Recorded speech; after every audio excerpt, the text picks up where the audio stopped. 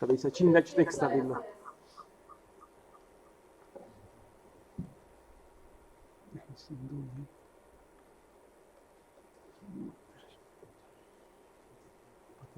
Da bi moglo biti vse to.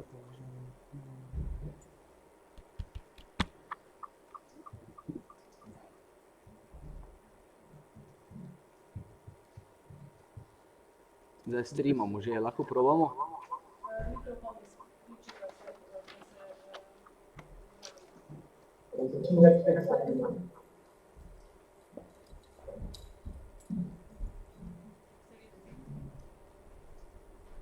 Pa neka se vidi taka, zdaj verjetno bo. Hello global audience, we save the world, we change camera and I hope that we will see us now better and hear us better. With us is Miss Andrea Herman from Canada and United States, and I hope we see us now better. Andrea, greetings from Slovenia. Hello, we see you. We expect your work.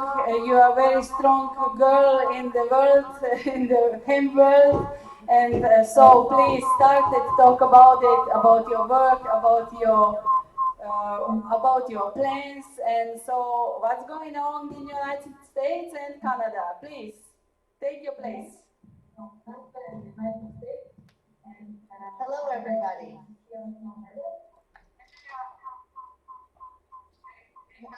Hello, everybody. We hear you. Hello. Yes. Hello, everybody. Sorry about that. I was getting a little bit of bad feed from having this streaming video. Hello from Canada. It is around 4:45 a.m. here, so the sun will be rising soon, and it's so nice to be able to be part of this online World Global Congress, being able to bring us all, and as my title says, Hemp United from a field to product, because that's what we're all about. So next.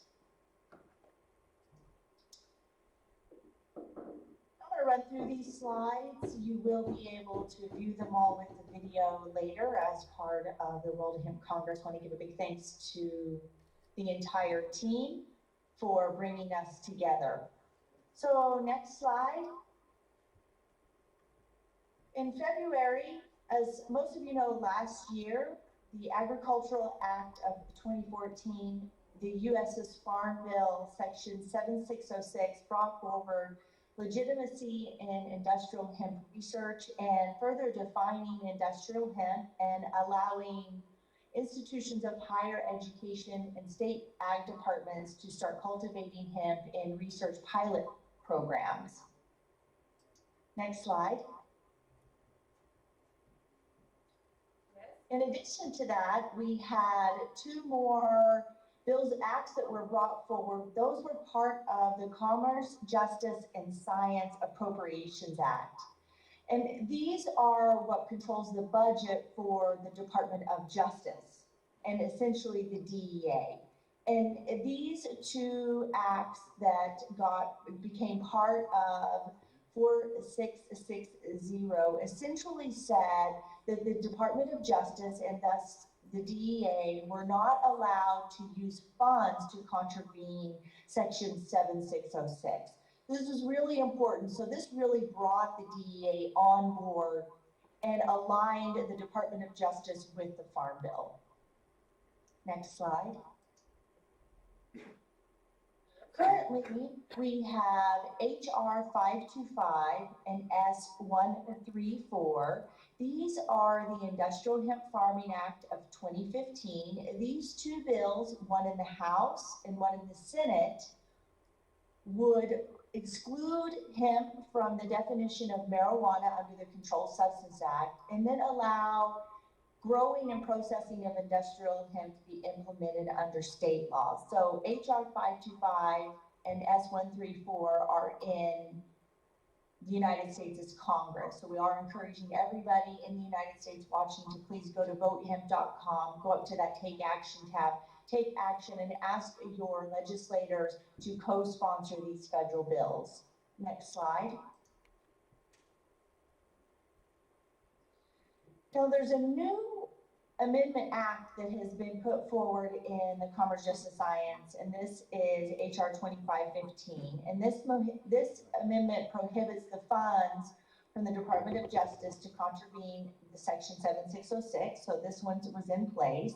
And there are other amendments that are being adopted right now, and we'll see how these amendments play out in the long run if they're actually going all the way through. Part of these amendments are about the use, the distribution, and the possession of this material when it's cultivated, and then being able to move that material from one to another.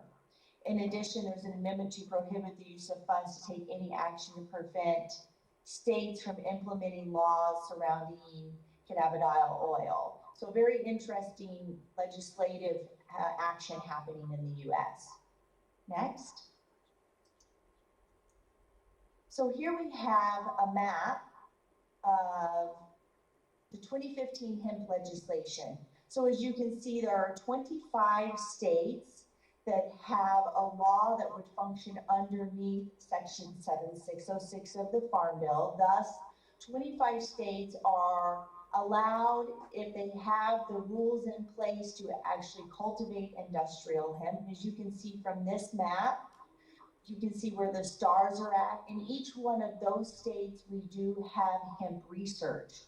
So in 2015, we had hemp research happening in Kentucky, Colorado, Tennessee, North Dakota, Indiana, Hawaii, Vermont, and Oregon. And so to talk a little bit more about those research projects, next. Here's a photo of the University of Kentucky, and this is Dr. David Williams, and these are the research trials there. They have over 20 different cultivars that they are trialing at the University of Kentucky.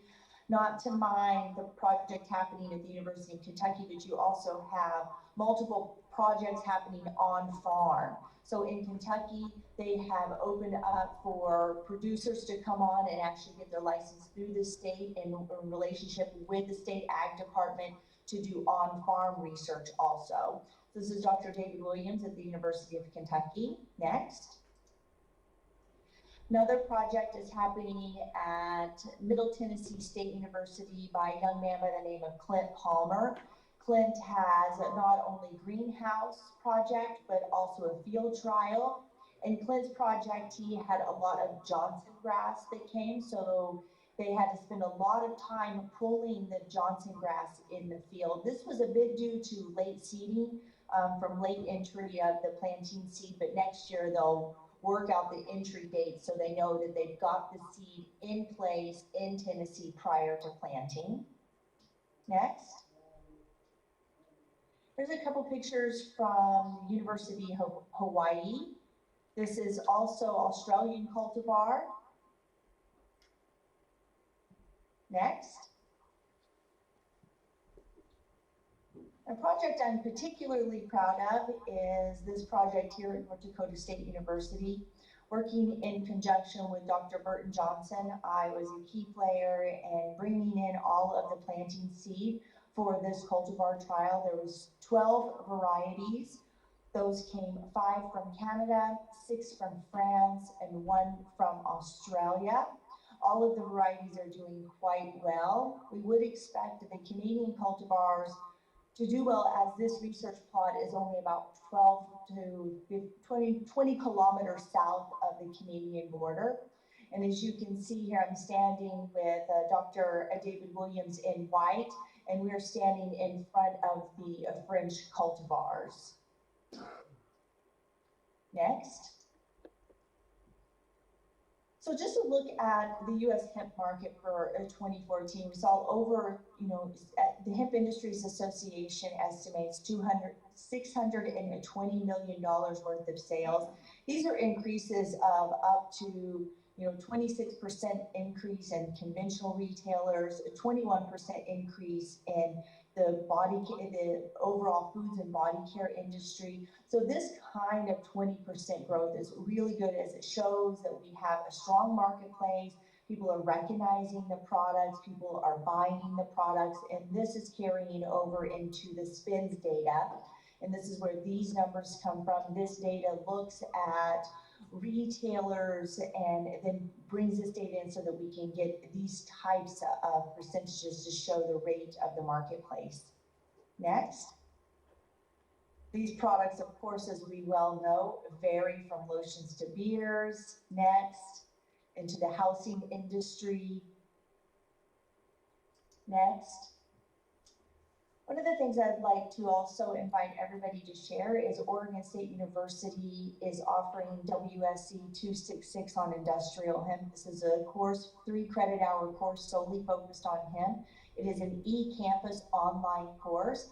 I would encourage everybody to check this class out. I was able to bring together Steve Allen, Dr. Chad Alvin, Richard Pranas, Dr. George Weblin, a lot of people that I respect within the industry and researchers to present the material that's presented in this course at WSE 266. Next. I'm also part of the Hemp Industry Association. I am the current president. We are a nonprofit in the United States and love to have the opportunity to work with our global community, such as everybody listening in, and World Hemp Congress. Thank you for all your support and promoting and sharing the work of the Hemp Industries Association. Part of that work is our lobby day. So this is a couple years back in Washington, D.C. So we all come together for our national conference and have said lobby days or different types of actions. And now that we've got the cultivation and industrial hemp in the U.S. underneath Section 7606, this provides us opportunity to start going to those states and really using the action that's happening as a strong message about how we can be cultivating hemp in the United States. And one of the activities the Hemp Industry Association has is 18. Next slide is Hemp History Week. This is the nationwide education campaign and marketing program that seeks to renew strong support for hemp farming in the U.S. And really, we could have a global Hemp History Week where we all come together around the globe to celebrate our hemp history. So we definitely invite you to check out our hemphistoryweek.com. The event has passed. It was June 1st through 7th, and we'll look forward to the 7th annual Hemp History Week next year. So please get involved around the globe and help supporting Hemp History Week, not only in the U.S., but in where you're from. Next. We would like to extend an invitation to our global community here to attend the Hemp Industries Association's National Conference coming up in Lexington, Kentucky. We'll have a field tour. There's going to be all kinds of great lectures. There's going to be a great trade show. So I want to just give a big shout out to our Kentucky State Chapter and all of the other state chapters of the Hemp Industry Association and our national board and all of our members. And so on behalf of all of them, please welcome to our conference in Lexington, Kentucky. And you can check us out at thehia.org. Next. So now I'd like to switch just to talk briefly about the Canadian regulations. These regulations are SOR 93-156. Part of those is a list of approved cultivars, which I'm going to talk on in just a little bit as we start to discuss pedigreed seed production. So these are a bit of the regulations. As most of you know, we're based on 0.3%, unlike in the EU, it's 0.2%. But we are right now underneath a regulatory review. Next. So the Canadian Hemp Trade Alliance in December of 2013 has called the Canadian government to deregulate the production and processing and export of industrial hemp. Part of these key factors looked at licensing, THC analysis, the licensing for cultivation, importation, minimizing and deregulation control, and to look at how the licensing and permitting, volunteer seeding, and other interpretations of our hemp regulations actually come into play. And we're in addition to asking us to be transferred to Agriculture and Agri-Food Canada. Next. So part of that is ongoing relationship between Health Canada, Agriculture and Agri-Food Canada, the Canadian Hemp Trade Alliance, to talk about how do we continue watching the developments, and how do we stay relatively low on the priority? We're relatively low on the priority list for Health Canada, so how do we increase our priority listing? And the overreaching point is that the industry wants deregulation, and that it's the point where we continue to reinforce with whomever we're communicating. So the board and the executive director of the Canadian Hemp Trade Alliance are continuously in communication. And at this year's conference, we will be having Health Canada session to discuss issues or opportunities that we have to streamline our regulations. Next. So this is looking at last year's license and through 2014. We had over 1,100 licenses granted, and we had over 43,000 hectares planted. This year we're upward of around 60,000 hectares. And in last year alone, that was 67% increase in our production area, with the majority of that 67% increase between 2013 and 2014 was due to our increase in the market. As I spoke earlier, we had over 20% increase in the marketplace, so we need to have that increase to be able to supply into that global market. Next. This is a busy slide. I just want to point out that most of the exports coming out of Canada are going into the United States. In 2014 alone, of the $47.9 million in exports, $42 million was exported into the United States. So it's a major market. So this is a really big opportunity as we start to discuss the cultivation of industrial hemp in the United States, and how there is a demand for hemp in the US and around the globe, and how this will be driving that legislative change by talking about the marketplace. Next.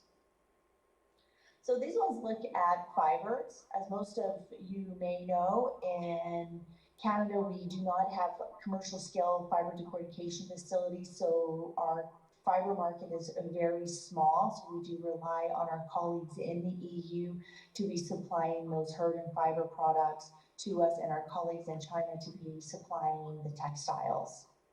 Next.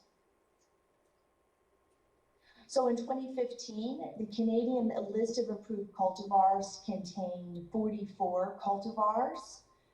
And in 2014, there was 39 cultivars. So 6 new cultivars were added to the Canadian cultivar list. Those are Ganma, Piccolo, Grandi, Catani, Georgina, and Victoria. Phenolic is continued to be on the watch list as it tends to spike in THC. Not too much, but as you can see from the 2013 stats that I have here, of 87 samples, 9 of those were over 0.3% THC. Now, if they are tested over, then they'll come back and look at then they'll retest the grain or rerun the plant material sample. There are 14 exemptions for THC. 7 cultivars are exempt across Canada.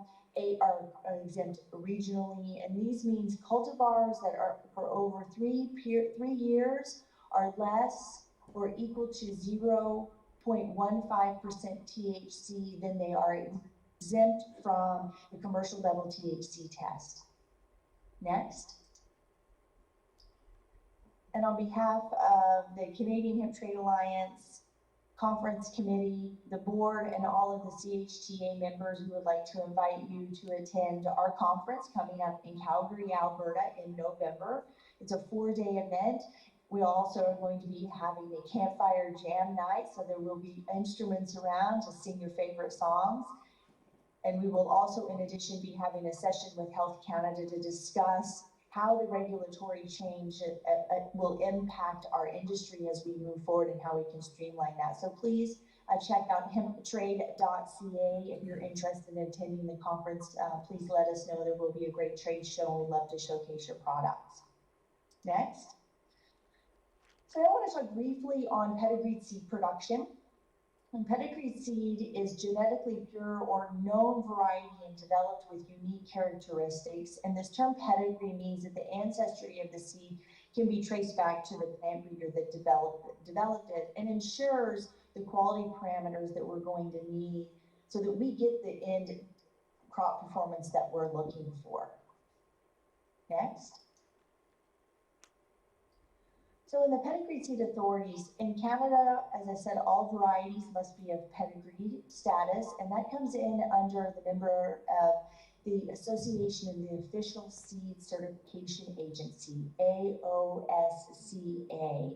And in the Canadian agencies that are part of the Association of the Official Seed Certifying Agencies are the Canadian Seed Growers Association, which is regulated underneath our seed regulations, and under the Canadian Food Inspection Agency that actually inspects underneath the Seeds Act and regulations, and are administered under the authorities of the OECD seed schemes under the Canadian regulations.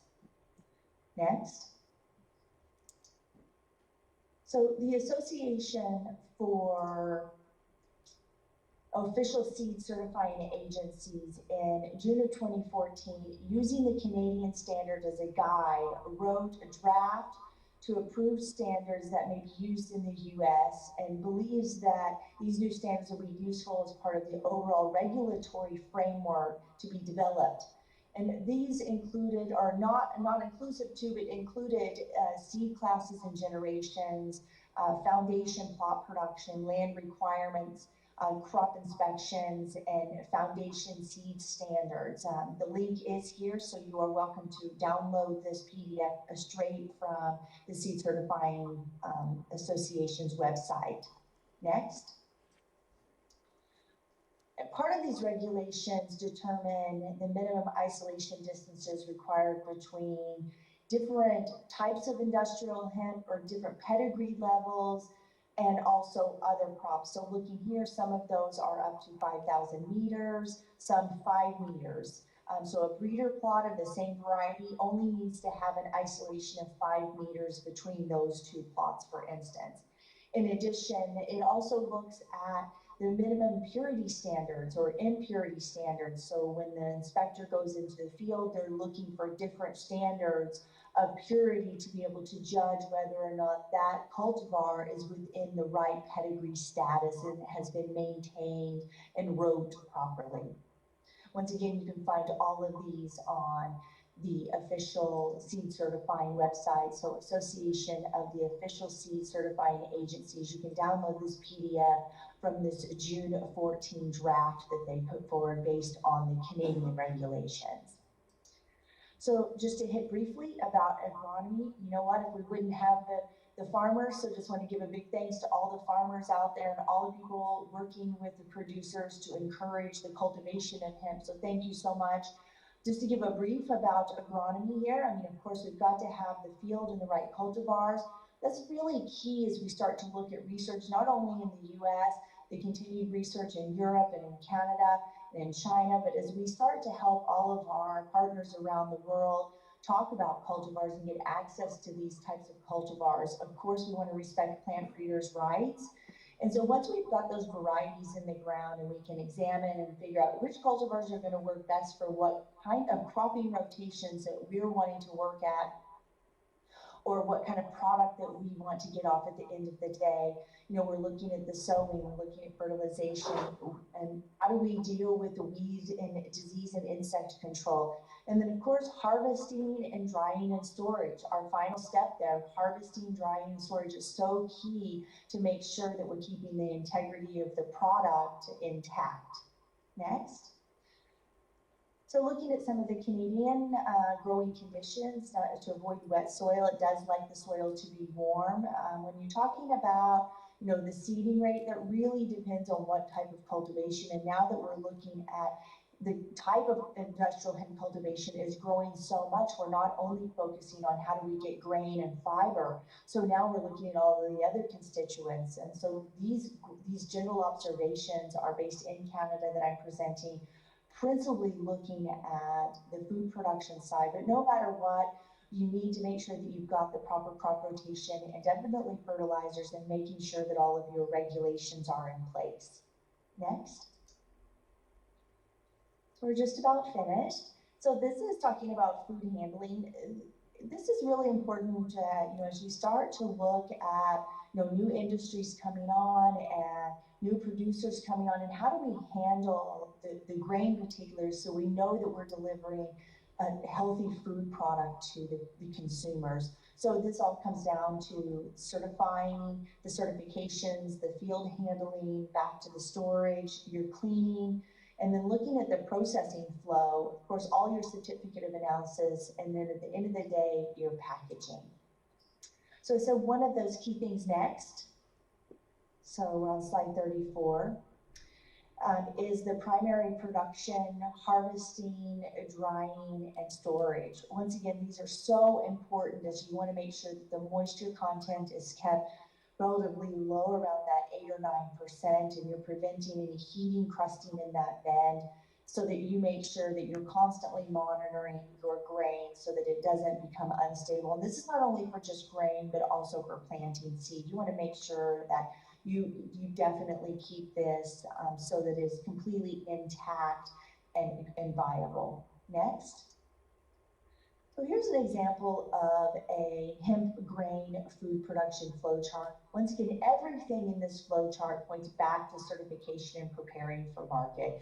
So just want to make sure through the entire process that the certifications are all in place, and this is all the way down to this, to be able to create that certificate of analysis and running a HACCP certified facility. Next. So just want to thank everybody for your time. I'd love to hear your general thoughts and other topics that you would like to speak with me about. And I'd definitely like to invite everybody to come on my radio show, iHemp Radio. It gives me an opportunity to share with the world your hemp dreams and how we can all help make those a reality. Next. So thank you so much. To the World Hemp Congress team and your delegates, colleagues, and friends. And I see I have a typo there. Once again, my name is Andrea Herman. Please reach out to me, theridgeconsulting@gmail.com. Also check out the Hemp Industries Association, Hemp Technologies. Check out what's happening at Oregon State University and the Canadian Hemp Trade Alliance. Next. So you know where you'll find me, in a hemp field somewhere around the globe. So just want to say thank you so much and open to any questions. Thank you very much, and Andrea too.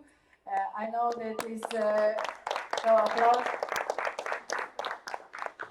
I know that we call you early in the morning in Canada, and so I have first question for you. How is with technology in Canada and the United States?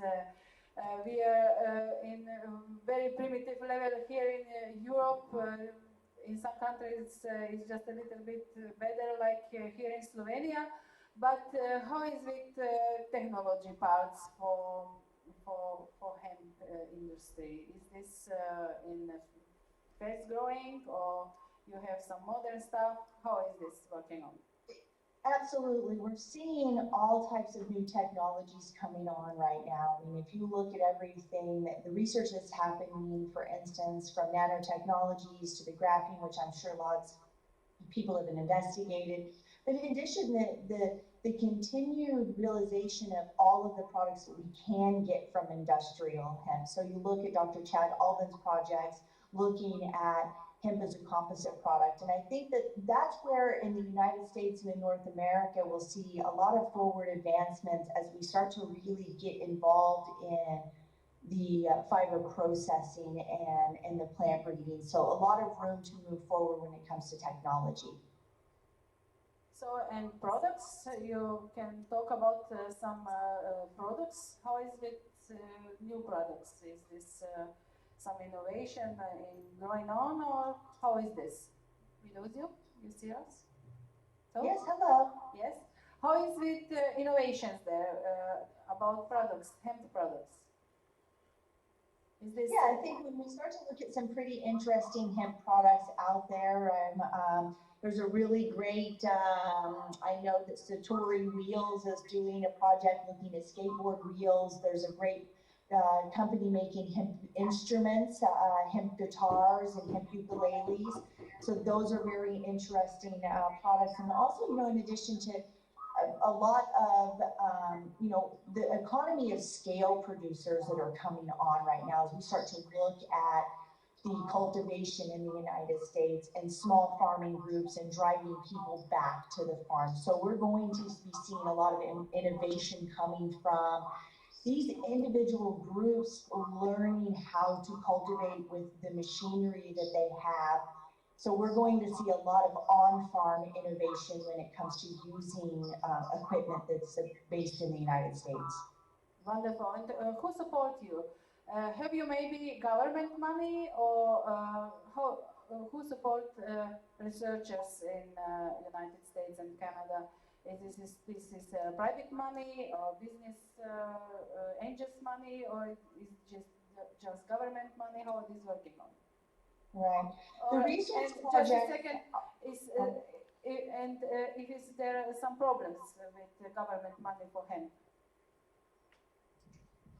Right now in Canada, the funding for the research projects are government funded, provincial, both federal and provincial, plus private industry funding with matching dollars. So thankfully in Canada, we do get some government support to conduct the research that needs to be done, continued variety trials. If we look at the research coming out of the Alberta Innovates group, so that is really key to the forward movement in Canada. Now in the US, it has been mostly private and some institutional funding put forward. Some states have provided some funding, but it's been very, very limited. So most of what's happening in the United States has been in-kind contribution and people just providing donations so that projects can get complete. So then when we can make it green line or red line, that we need government money, and we must ask government that they open the door to this money, that this money will come inside too. So I will take microphone to audience. I see some questions here for you. Just a second.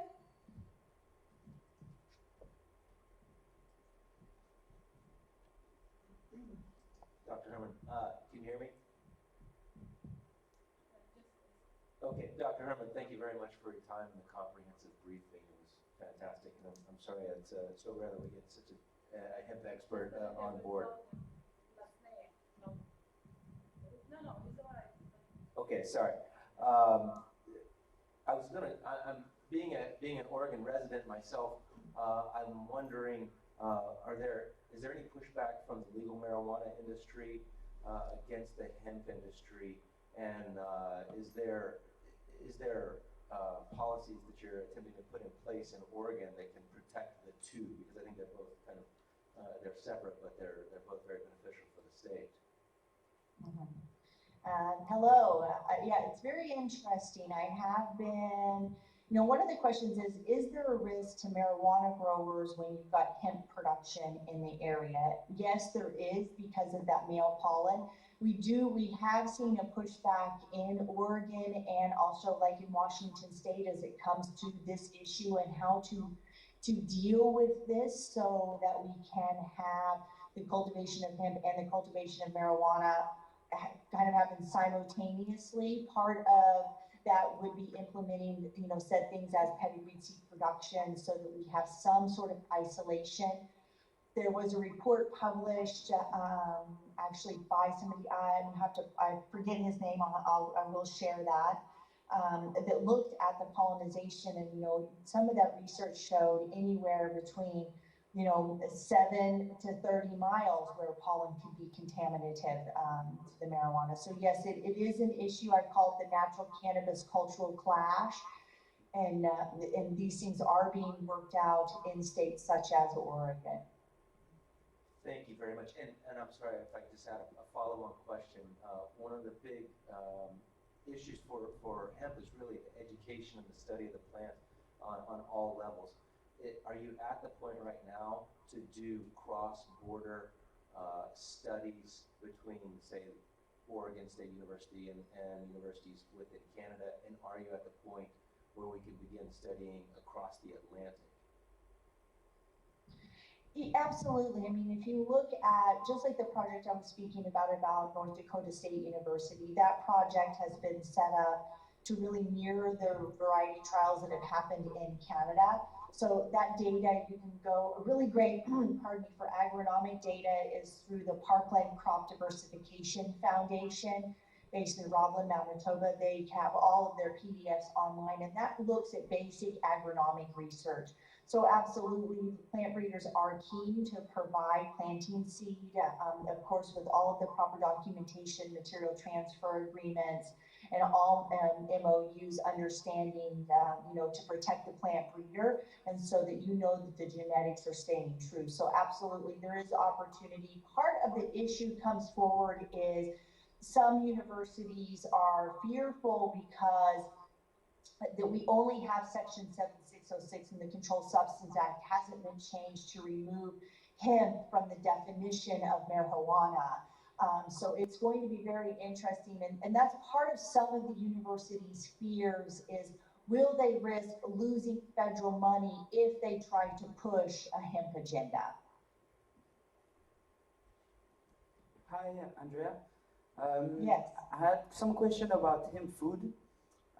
If you could tell us what do you think about the future of hemp food market in the United States and Europe?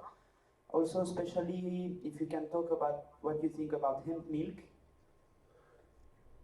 And, Hemp milk? Hemp milk. Okay. Well, I know, as Daniel was saying, it's a very switch. So if we look at the market in Europe, it's mostly a fiber-based market, but they have a growing food industry happening. So we need that hemp education definitely in Europe to educate about the use of hemp foods and start incorporating those into the diet so that we can start to drive that market in the EU. In the United States, I see the hemp food market growing. We're starting to see more regional brands, which is really strong in driving the local hemp food market. So more regional brands are coming on. So you're starting to see these, in help with education campaigns like the Hemp History Week, starting to see those brand placements. So got a lot of room to still move. One of the limitations on entry into the large commercial food market is hemp is not grass in the United States, which means generally recognized as safe. This is grass, so all kinds of different products get grass. Those are by either research that is conducted or historical knowledge of the consumption of this product. So if you want to get in the United States, if you want to get hemp into a product that is owned by Kellogg's, for instance, or Nabisco's of the world, you have to have your products be grass recognized. So those are some of the limitations that we have in the United States of going mainstream, in the sense of going into large commercial products, where there's so much room to grow on that regional sales. So and very much of an increase when it comes to the hemp in the United States and globally as a food product. And the last question was about hemp milk or beverages, non-dairy beverages. I had some this morning right in my hemp smoothie, or yesterday morning. I will this morning. I definitely see a marketplace for that. It's competitive when you start just to look at the nutritional profile. So if you just compare the nutritional profiles, there is a benefit to using hemp as a non-dairy beverage, yes. And what would be your advice for a new company starting in a hemp food brand? Well, I say, focus on, do you want to be a bar company? Do you want to just sell a bag of hulled hemp? Really, what is your market focus is really important. So I say, try to hone in on a few different products. Instead of trying to do a mass line, really figure out what you do best when it comes to what your desire is as a food product. Do you want to launch a protein powder, for instance? So really focus on a few key products in the protein powder division. and then help develop as your brands start to grow, bring on more products. And definitely make sure that, you know, you're tasting these products and that you're making sure that they come along with all, pardon me, all of the proper certifications. Thank you.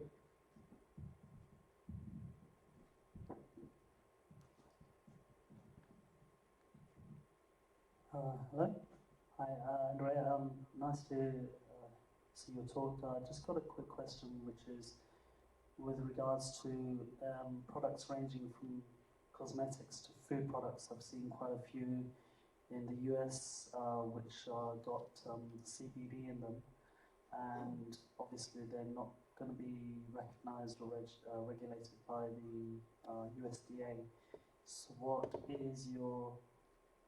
is the situation with regards to that? Because people are buying those products for themselves, using them, but they're not recognized. And if one wants to import those products, most of which are being made in the US, if they want to import them to other countries, CBD products, then what would be the situation? I don't know what it is, the situation for importing from these countries, but if you've got any insight, that would be great.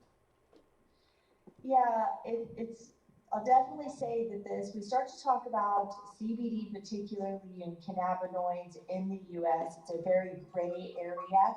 We have had, the FDA has brought forward a ruling saying that CBD cannot be listed as a dietary supplement as it's not registered with the FDA. Further stating that will the FDA come after or put forth a penalty to companies, they said based on the threat. So we definitely know the FDA has come forward and saying CBD in the US is not a dietary supplement. But now the question comes, is naturally occurring cannabinoids, can we market a body care product based on that? We do not have a definite ruling based on a free for sale product. Some states have put forward their own legislation legalizing CBD and other cannabinoids. So how does that protect states' rights versus the federal government? In addition, they have come forward saying that underneath Section 7606, it does not allow you to take and create a Schedule I drug from industrial hemp. So essentially, if CBD is still listed, then it's not allowed underneath Section 7606. However, when you see the overall forward movement of cannabis legislation in the United States, it's a very, very gray area. And I know that there's going to be some other presenters that are going to specifically be talking about this issue. So definitely just stay tuned to the other presentations that are going to really be honing in on the issue of CBD in the US. But there is definitely a gray area. Okay, just one last thing. I hope to sign up to your course online in January. So I look forward to engaging with you more. Thanks very much. Absolutely. It'll be interesting.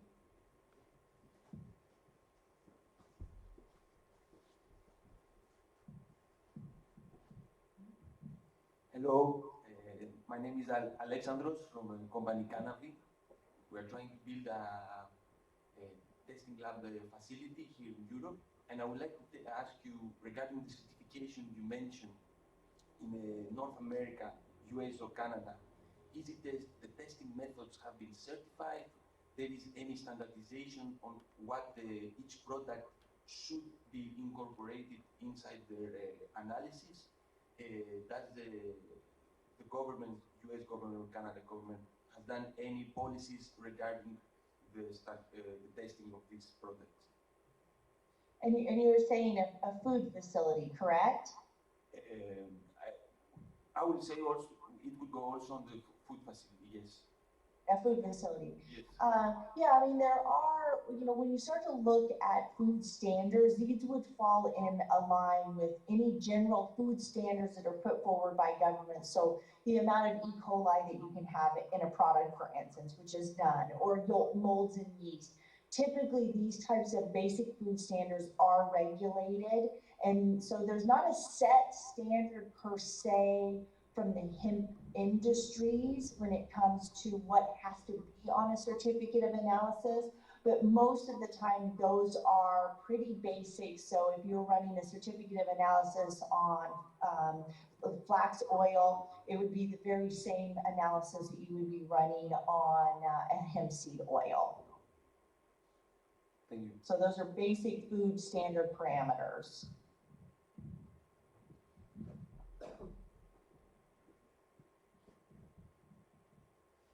Good morning, Dr. Corona.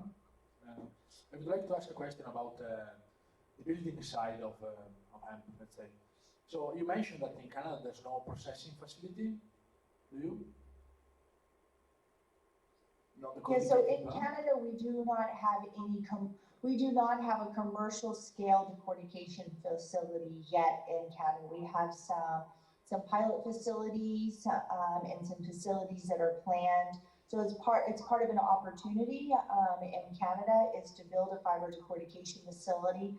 And right now, like my company, Hemp Technologies, we're working with Danagro and bringing in from the Netherlands and other fiber suppliers to be able to supply the herd and binder for hempcrete and other types of construction projects.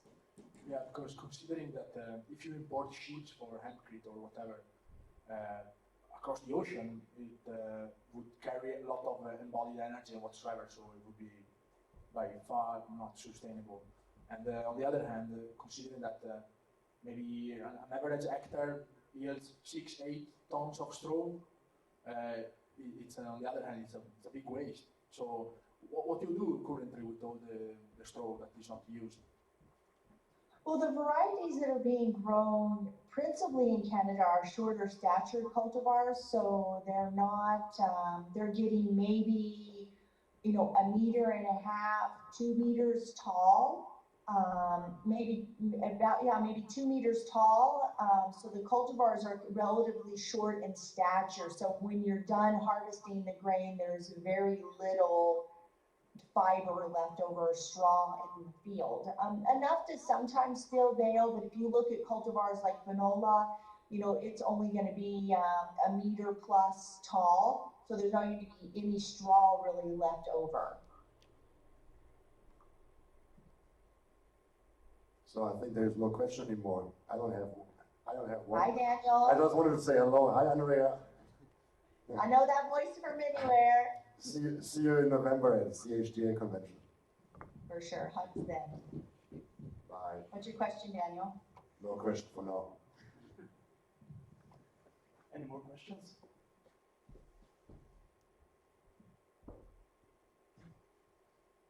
No one?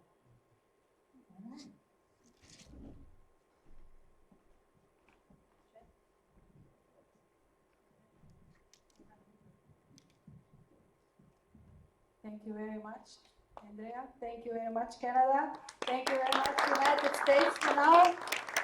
So stay with us, maybe go sleep for some hour and then come back again. And thank you, Andrea. Stay in world of hemp and be strong like you are and change the world.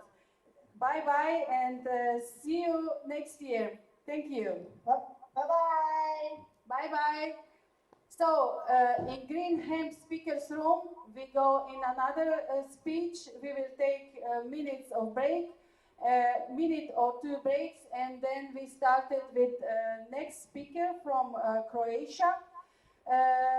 Mr. Karlo Kukac will talk about importance of hemp in innovation and global green economy. Thank you very much and see us